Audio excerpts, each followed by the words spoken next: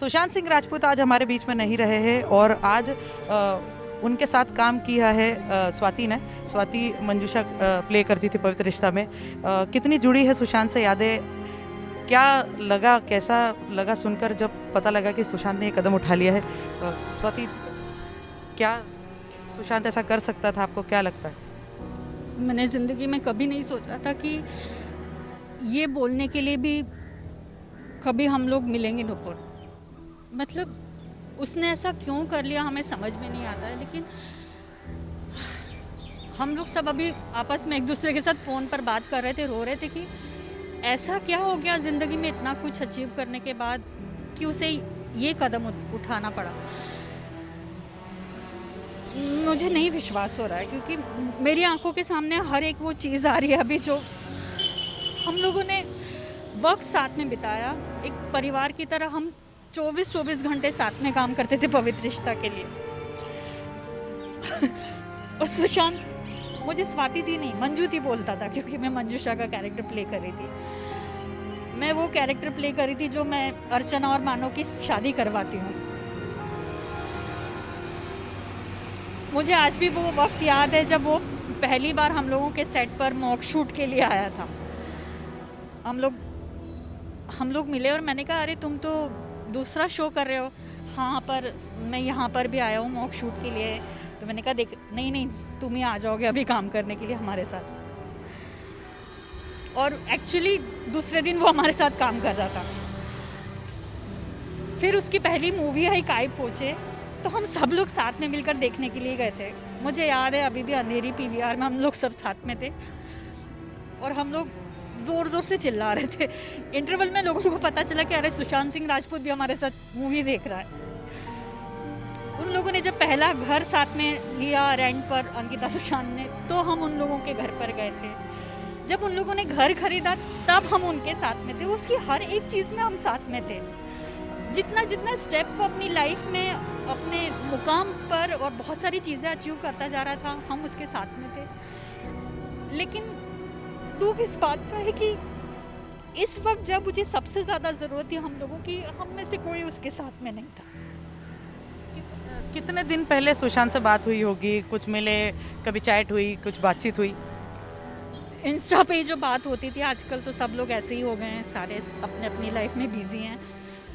लेकिन मैं सिर्फ एक ही बात ये कहना चाहूँगी कि इतना मत बिजी हो जाओ कि कुछ अचीव करने के लिए इतना मत आगे निकल जाओ कि अपने आप को भी भूल जाओ। क्या लग रहा है, क्या रीज़न हो सकता है? कभी सुशांत की बातों से आपको ऐसा लगा हो, कभी कुछ चैट में ऐसे कहीं जिक्र किया हो कि कुछ डिप्रेशन है, कुछ प्रॉब्लम है, कुछ मन में चल रहा हो लेकिन बता नहीं पा रहा हो? बिल्कुल ही नहीं। अभी 1 जून को पवित्र रिश्ता ने 11 साल कंप्लीट किए हैं। हम सब लोग इतने खुश थे। एकता मैम ने भी इंस्टा पे जब हम सब लोगों को बोला कि आप लोगों को बधाइयाँ, आपकी वजह से पवित्र रिश्ता बना। सुशांत ने उनको उसके लिए बहुत सारा थैंक यू बोला। हम लोगों ने कहा, चलो ये लड़का एटलीस्ट रिप्लाई तो कर रहा है, कुछ चीज़ें ऐसा है वैसा। मुझे बिल्कुल ही पता नहीं था कि 1 तारीख और आज 14 तारीख, इस 14 दिन में इतना कुछ हो जाएगा कि वो हम लोगों के बीच में नहीं रहेगा। कितना सेट पे मस्ती होती थी, कितना, कुछ यादें कुछ बताना चाहोगे? ऐसा था सुशांत, मतलब ऐसा कदम उठा लेगा कभी? यादें तो बहुत हैं नुपुर, इतनी सारी यादें हैं कि वो इस छोटे से वक्त में समाएंगी नहीं।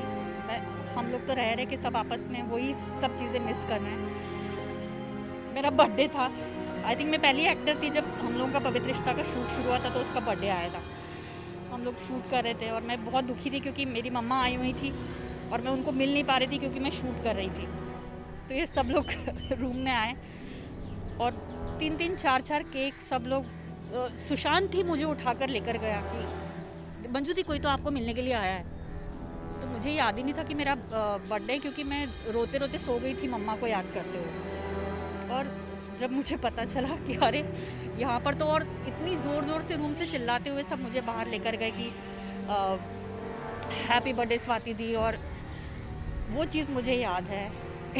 एक फ़नी इंसिडेंट याद है कि मैं बहुत बीमार थी और मेरा अंकिता और सुशांत का सीन चल रहा था और मैं खूब ज़ोर ज़ोर से पूरी पब्लिक के सामने उसको सुनाती हूँ कि ये प्रॉब्लम है, वो प्रॉब्लम है, ऐसा है वैसा है, मैं खूब सुना रही हूँ। और मुझे इतना ज़्यादा बोलना था कि मैं बोलते बोलते ऑलरेडी बीमार थी कि मैं गिर गई। तो मतलब उसका ऐसा था, क्योंकि वो मुझे सामने से देख रहा था, तो उसका ऐसा था, मंजूदी मंजूदी मंजूदी मंजूदी मंजूदी मंजूदी नीचे, वही मुझे साथ में लेके नीचे गिरा क्योंकि मुझे चक्कर आ गया था, ब्लैकआउट हो गया था।